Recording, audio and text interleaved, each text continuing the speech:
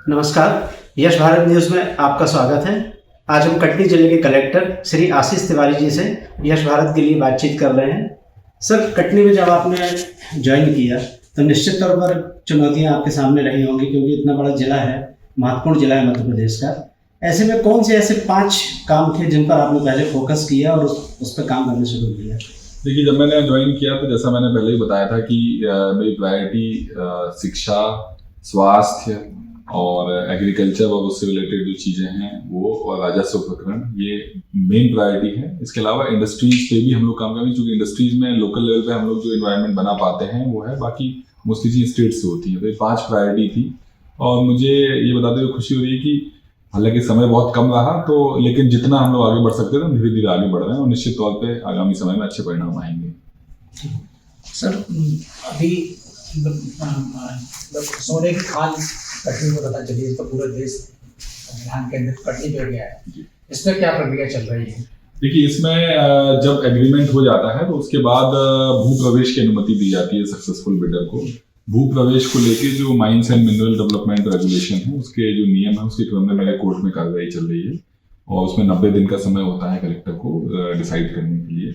उसमें प्रक्रिया चल रही है। मुझे उम्मीद है कि आगामी 1-1.5 महीने में हम लोग भू प्रवेश की अनुमति देके एक्चुअल काम चालू करा पाएंगे। ये बरगी नहर अभी भी सपना बना हुआ है और बरगी का जो पानी है वो भी कटनी को मिल नहीं पा रहा है, नर्मदा का जल, और एक सफेद हाथी साबित हो रही है। बड़ी योजना है जिसमें कई बार ऐसी खबरें आई कि मशीन भी फंस चुकी। तो ये आखिर कब तक ये प्रोजेक्ट पूरा होगा? देखिए, मुझे बताते हुए बहुत खुशी हो रही है कि बरगी नहर में कई सालों का जो सपना है अपने जिले वासियों का, और आगे जो जिले हैं सतना, रीवा, मैहर, अब मात्र 500 मीटर से भी कम सुरंग का उत्खनन बचा है, माइनिंग बची है, लगातार चल रहा है। मैं खुद भी एक बार विजिट कराया हूँ। अभी समय से कोई तकनीकी समस्या भी नहीं है।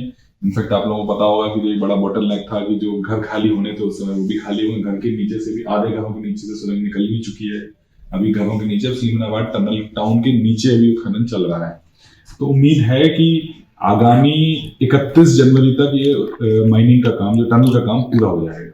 तो निश्चित तौर पे इस 2026 में मैं ये आशा करता हूँ कि इस नहर का काम भी चालू हो जाएगा। इसके साथ साथ मुझे ये भी खुशी है कि जो आगे राइट बैंक कैनाल है, जिससे हमारे जिले का भला होना है, विजयरावगढ़ के खेतों में जो पानी पहुंचना है, उसमें भू अर्जन की प्रक्रिया 95% तक पूरी हो गई है और पोजेशन हमने लगभग 100% दिला दिया है। जहाँ छोटी मोटी समस्या उनको सॉर्ट आउट कर रहे हैं। तो न केवल सुरंग बल्कि उसके नीचे का भी जो मशीनरी है और जो नीचे का भी डिस्ट्रीब्यूशन नेटवर्क है वो भी तैयार है। और कटनी जिले के निवासियों के लिए, खासतौर से विजयरावगढ़ क्षेत्र के किसानों के लिए ये वर्ष बहुत ही सुखद और पानी से भरपूर मिलेगा, इस बात का उम्मीद है। सर, औद्योगिक विकास को लेकर कटनी जिले में खनिज की संपदा तो है, कई मिनरल्स मिले हुए हैं, लेकिन इसमें हवाई पट्टी नहीं है अपने यहाँ। इस पर कुछ अपन करेंगे क्या?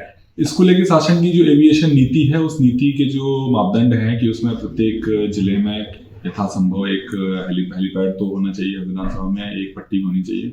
हम लोग भी भूमि चिन्हांकन कर रहे हैं, क्योंकि अपने जिले से पास में लगा हुआ उमरिया में हवाई पट्टी है, तो इतना ज़्यादा समस्या नहीं है क्योंकि बहुत पास ही है। बट जो एविएशन पॉलिसी है उसके क्रम में हम लोग भूमि का चिन्हांकन करके शीघ्र ही जिले वासियों को ये सौगात करेंगे। सर, कटनी में सफल एक माइनिंग कॉन्क्लेव हुई थी कुछ दिन पहले, उसमें सीएम साहब भी आए थे और बड़े उद्योगपति भी आए। उसके क्या नतीजे? ऐसे लग रहा है कुछ धरातल पे एमओयू जो साइन हुए थे उसमें कुछ काम बढ़ा आगे? मुझे बताते हुए बहुत खुशी है कि कटनी में जो माइनिंग कॉन्क्लेव हुआ था, उसके बहुत अच्छे दूरगामी परिणाम आ रहे हैं और लगभग 4 इंडस्ट्रीज थी जिन्होंने हमारे जिले में एमओयू किया था। उन 4 में 2 में जमीन का चिन्हांकन हो गया है। बाकी जो 1 हैं उन्होंने अपना प्रपोजल सबमिट कर दिया है और वो अंडर कंसिडरेशन है एमपीआईडीसी के स्तर पे। और 1 में जो उनके उच्च स्टेक होल्डर्स हैं उनके साथ बैठक एमपीआईडीसी की लगातार चल रही है। इसके अलावा हमारे यहाँ पर भी महाकौशल फैक्ट्रीज ने एक एक्सपेंशन का प्रस्ताव, जो कटनी जिले से संबंधित है, वहाँ उन्होंने एक प्रस्ताव दिया था, उस पर भी प्रस्ताव अंडर कंसिडरेशन है। तो निश्चित तौर पे ना केवल जो डायरेक्ट एमओयू हैं उन पे काम आगे चल रहा है। ये देखिए एक सतत प्रक्रिया, लंबी प्रक्रिया है। एमओयू होने के बाद से लेके फैक्ट्री आने तक एक टाइम लगता है, वो चल रहा है।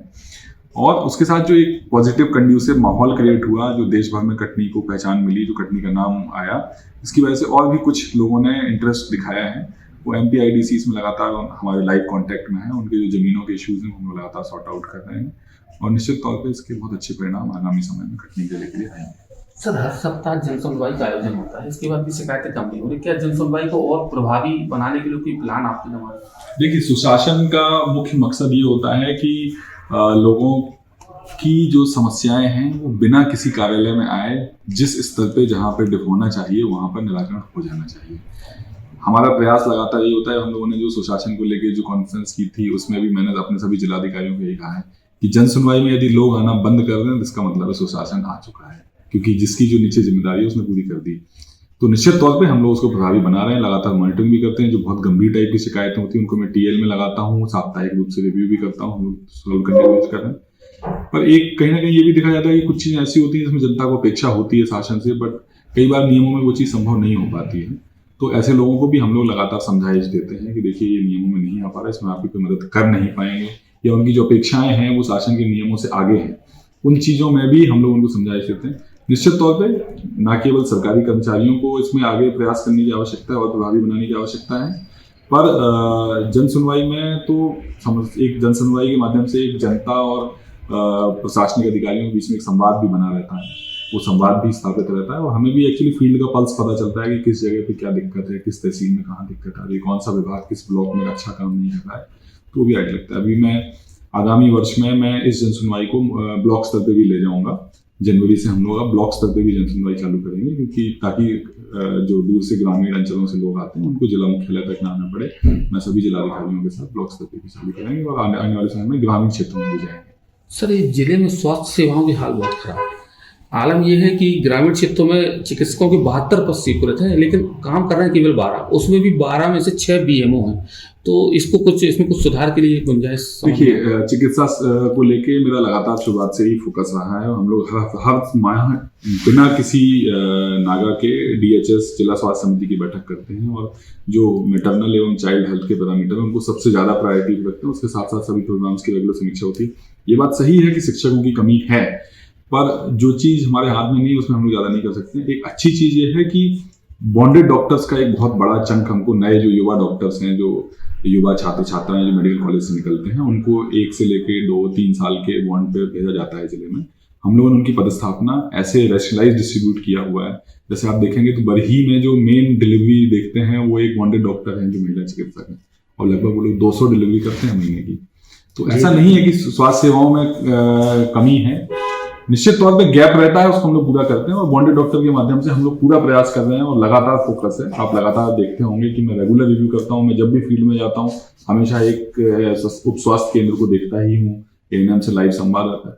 काम करने का बहुत स्कोप है, करेंगे धीरे धीरे, पर कमी होने के बावजूद भी जो उपलब्ध मानव संसाधन है उसके साथ हम लोग बेस्ट से बेस्ट जो इस जिले के लिए हो सकता है वो करेंगे। ये सर अंतिम सवाल है, नए साल पर कटनी के लोगों को क्या मैसेज आप देना चाहेंगे और लोगों को अपने नागरिक जो कर्तव्य हैं, दायित्व हैं, किस तरह से वो प्रशासन के साथ सहयोगी बने? देखिए, भारतीय संविधान में जो चैप्टर 3 है वो कहता है फंडामेंटल राइट्स एंड चैप्टर 4 कहता है फंडामेंटल ड्यूटीज। हम लोग राइट्स तो निश्चित तौर पे राइट्स बेस्ड गवर्नमेंट है। जनता अपेक्षा रखती है शासन प्रशासन से, और प्रशासन अपनी पूरी प्रयास करता है कि उन सभी चीज़ों को पूरा किया जा सके। बेसिक चीज़ों के लिए जो कर्तव्य शासन के हैं वो पूरे लोगों को मिलें।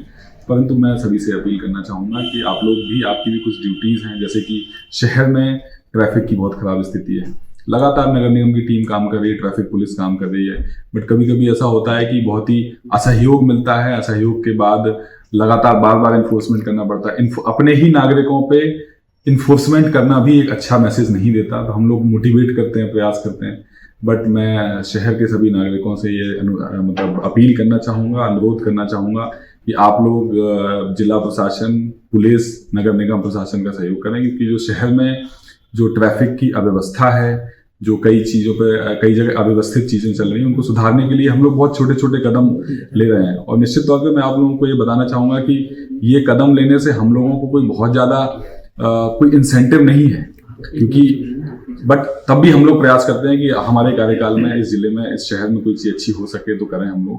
तो इसमें जो तकलीफ आती है उसमें थोड़ा हम लोगों को कोऑपरेट करें, और हम लोग भी पूरी टीम के साथ, पूरा शासन प्रशासन, हमारी जो टीम है वो आप लोगों की सेवाओं के लिए तत्पर है। परंतु आपका सहयोग और आपकी जो ड्यूटीज़ हैं उसका थोड़ा भी हिस्सा यदि निभाएंगे तो निश्चित तौर पे हमारा काम बहुत आसान हो जाएगा। धन्यवाद सर आपका। तो ये थे श्री आशीष तिवारी जी, कटनी के कलेक्टर। जिन्होंने बहुत शानदार खुशखबरी भी दी है कि बरगी नहर के पानी का कटनी वासियों को लाभ मिलेगा जल्दी से जल्द।